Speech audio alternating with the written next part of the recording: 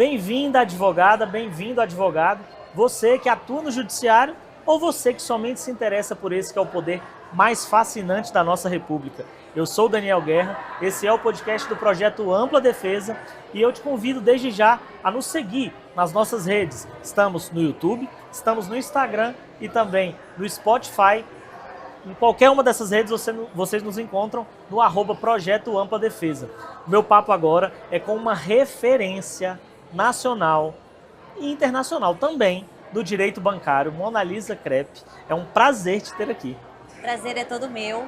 É muito bom a gente compartilhar o direito bancário, que é uma matéria nova, mas é uma matéria que tem um propósito muito grande de transformação na vida das pessoas.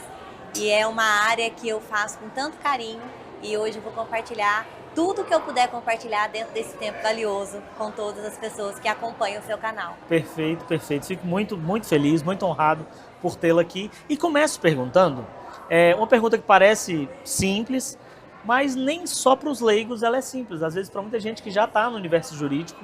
De que se ocupa o direito bancário? O direito bancário ele tem duas vertentes para se trabalhar. Ou o advogado ele atua na advocacia bancária em favor do banco, então ele vai trabalhar de CLT, cumprir uma carga horária, né? Por exemplo, ele vai trabalhar com busca e apreensão de veículos para poder tirar o bem ali do consumidor, no caso. Ou o advogado ele vai trabalhar em defesa do consumidor. Ou seja, a vantagem de ele trabalhar em defesa do consumidor, ele não tem uma carga horária limitada e ele também não tem um salário limitado. Além disso, ele vai tirar uma família do endividamento e ser muito bem remunerado por isso. Então, a advocacia bancária ou atua para bancos ou contra bancos, né? Perfeito. Monalisa, você é um exemplo também de engajamento nas redes, de uma forma muito eficiente de transmissão de conteúdo. E a gente está num evento, né, no Influência 10X, que fala sobre isso. E eu queria saber primeiro, duas perguntas numa só. Primeiro, você dissesse um pouco como foi o seu processo de escalar para conseguir uma carreira sólida e uma presença digital sólida, né? Que eu acho que tem efeitos diretos na sua profissão. E depois, se o direito bancário é uma área boa para fazer essa escalada. Tá. Quando eu comecei na advocacia em si, eu já comecei atuando na advocacia bancária. Então, o que me fez crescer dentro da advocacia em si? É escolher um nicho do direito. No meu caso, o meu nicho é o direito bancário. Só que o próprio direito bancário, ele também já é muito amplo. Tem a advocacia do crédito imobiliário, tem a advocacia do crédito rural.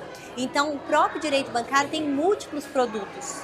Então, o que me fez realmente escalar é escolher um desses múltiplos produtos. Então, não é só ser advogada. É como se fosse uma escala. Você é advogada, aí você atua na advocacia bancária e você ainda escolhe um subnicho do direito bancário para você poder colocar foco, né?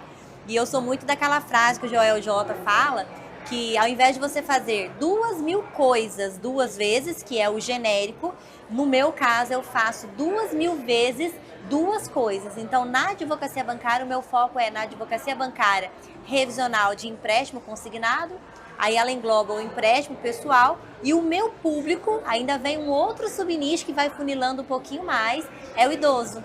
Então, quando eu peguei esse funil, direito bancário, advocacia de revisionais e para idosos, foi quando eu descobri, como se diz, o tempero do sucesso do direito bancário. Perfeito.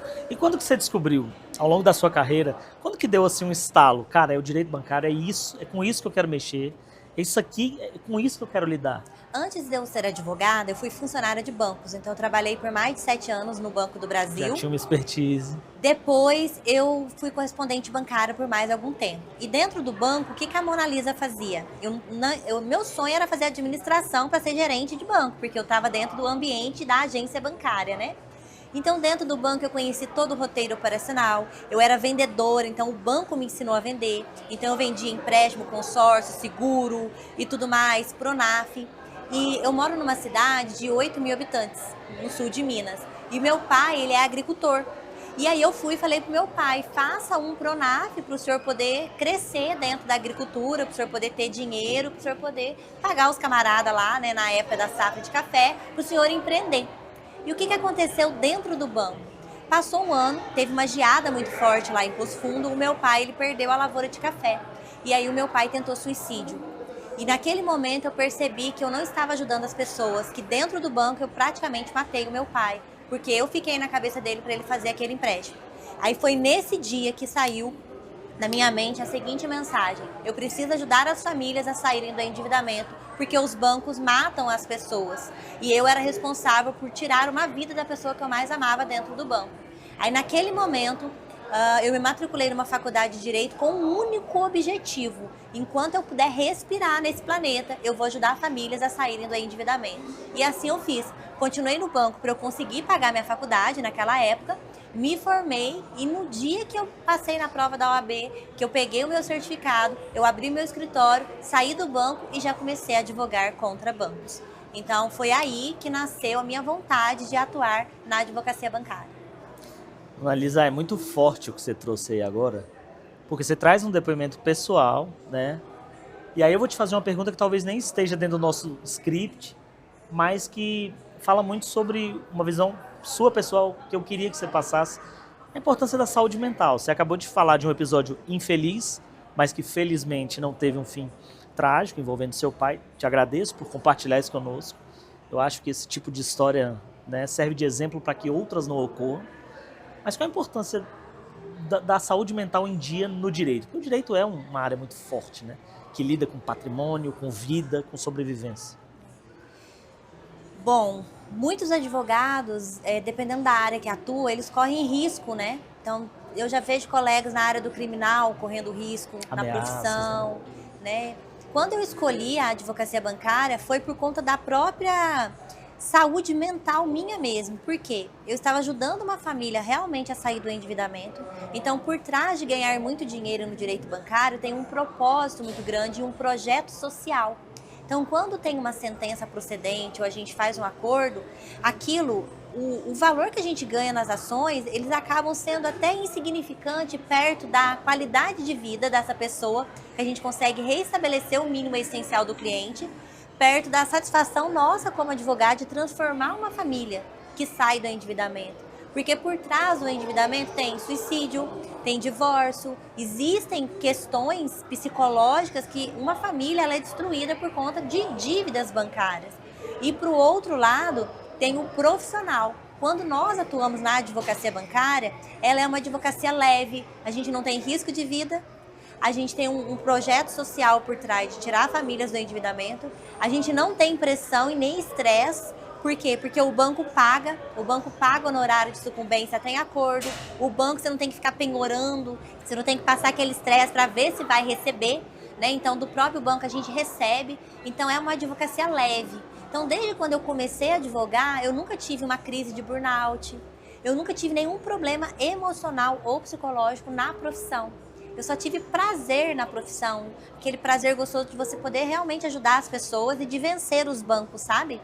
Então, eu não me vejo atuando numa outra área onde eu vou ter, por exemplo, na área de família, você envolve ali num divórcio, o emocional, por exemplo. Aí você vai entrar naquelas questões, interesses e sentimentos de um processo, acaba entrando no meio da história, né? E no direito bancário não, é uma matemática que a gente atua o dia todo. Então, com números, a gente não trabalha com sentimentos, o sentimento vem depois.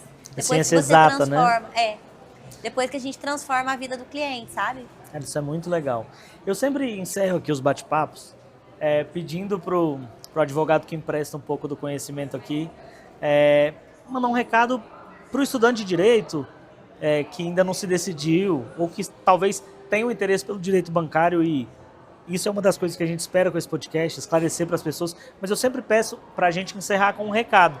Só que eu acho que a sua última resposta, talvez você repita tudo, falando dessa qualidade de vida, mas vou te pedir, se tiver mais alguma coisa para você falar, como você convenceria hoje e falaria para um estudante que está em dúvida entre o direito bancário e uma outra área? O advogado que deseja atuar numa área que tenha para ele liberdade financeira, que o direito bancário, um único cliente, o advogado consegue fazer múltiplas ações, então mais de 10 ações com o único cliente.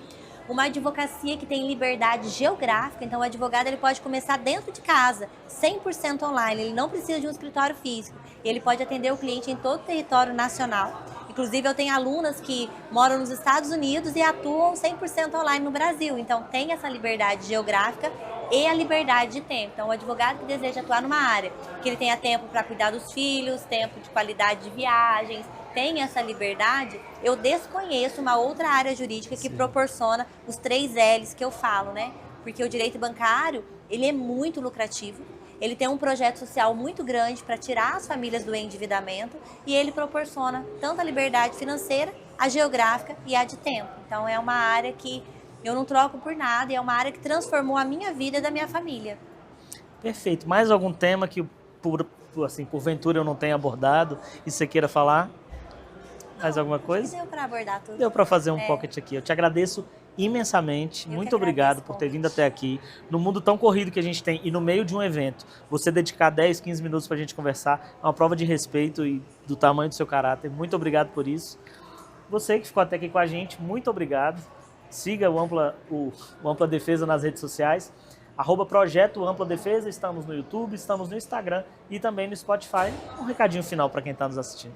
Para quem quiser aprender tudo também sobre a advocacia contra bancos, fica também o convite para seguir a Mona Lisa Crepe nas redes sociais, para que você tenha muito sucesso na sua advocacia.